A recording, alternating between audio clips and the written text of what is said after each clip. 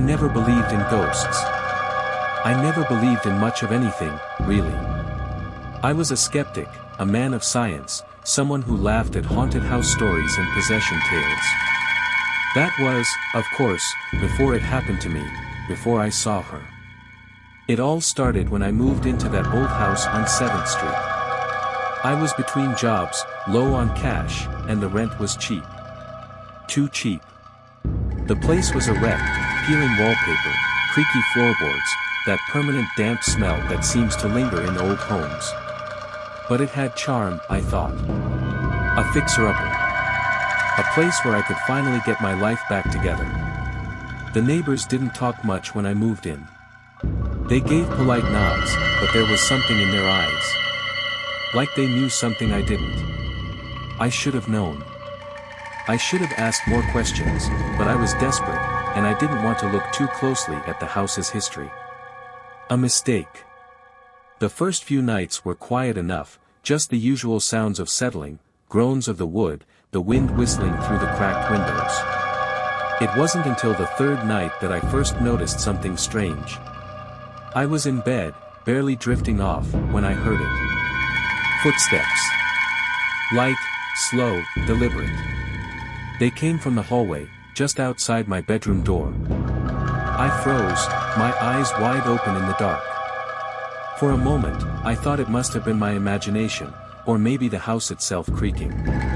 But then, the steps came again, closer this time, stopping right outside my door. I held my breath, waiting. The house fell silent. For what felt like hours, I stared at the door, expecting it to open, expecting someone, or something, to come through. But nothing happened. Eventually, I convinced myself it was nothing, a figment of my tired mind, and I drifted off to an uneasy sleep. The next night, it happened again. Footsteps, slow and deliberate, pacing the hallway outside my room. Only this time, they didn't stop. They kept going, back and forth, like someone was walking endlessly, searching for something. I lay there, heart pounding, too scared to move. It became a pattern.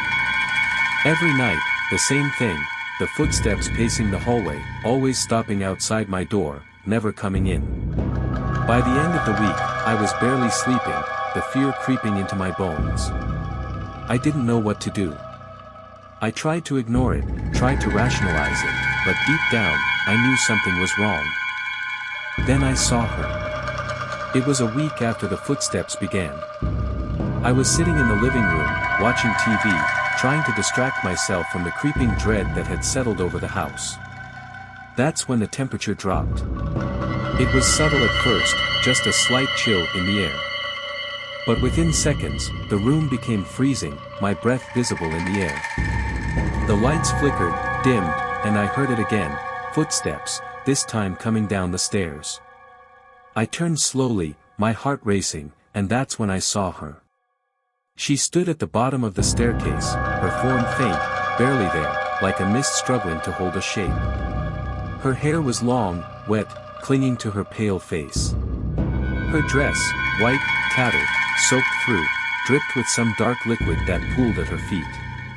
But it was her eyes that paralyzed me, wide, hollow, and staring directly at me. I couldn't move. Couldn't speak. She didn't say a word, didn't make a sound, but I could feel her presence, cold, angry. Slowly, she raised her hand and pointed at me, her lips parting in a silent scream that filled the room with an overwhelming sense of dread. And just as suddenly as she appeared, she was gone. The temperature returned to normal, the light stopped flickering, and I was left alone in the silence, my heart pounding in my chest. I wanted to leave right then. I wanted to pack my bags and get the hell out of that house, but something stopped me. It wasn't just fear, it was her. I felt like she wouldn't let me go. The next few days were a blur of nightmares and cold spots. I'd see her in the corners of my vision, standing in doorways, watching me from the shadows. I started waking up at night with bruises on my arms and legs, like someone had been gripping me in my sleep. The house felt oppressive, like it was alive, feeding off my fear. Then, one night, it escalated. I woke up to the sound of whispers. Not the footsteps this time, no, this was worse. The whispers were soft at first, like a distant conversation just beyond the walls. But they grew louder, angrier, until they were all around me, echoing inside my skull. I couldn't make out the words, but the intent was clear: get out. I sat up, drenched in sweat, my heart racing, when I saw her again. This time, she was in the corner of my room, her face twisted in rage. She was closer now, more solid, her eyes locked onto mine as the whispers filled the room. Before I could react, I felt something grab me, an invisible force wrapping around my throat, squeezing. I couldn't breathe, couldn't scream. I clawed at my neck, trying to free myself, but it was no use. The pressure grew, tighter and tighter, as I stared at the ghostly figure in the corner, her mouth curling into a cruel smile. I was going to die. In a moment of sheer desperation, I reached for the lamp on my nightstand and swung it wildly through the air.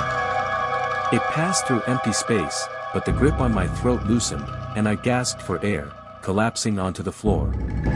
The whispers stopped. The room was silent. But she was still there, watching me from the corner, her smile gone, replaced by something far worse: anticipation. I didn't sleep that night. I sat in the living room with every light on, trembling, waiting for the sun to rise. I knew then that I couldn't stay in that house. Whatever she was, whatever had happened there, it was only getting stronger. I packed my bags the next morning, ready to leave, but as I reached the front door, it slammed shut in front of me. The house wouldn't let me go. I tried the windows, but they wouldn't budge. The lights flickered again, and the temperature dropped. I could hear the footsteps, her footsteps, coming closer, pacing the hallway behind me. I was trapped. I ran to the basement, thinking there might be a way out through the cellar door. As I descended the stairs, the whispers started again, louder this time, angrier. The basement was pitch black, the air thick with the smell of decay. And then I saw it, her grave.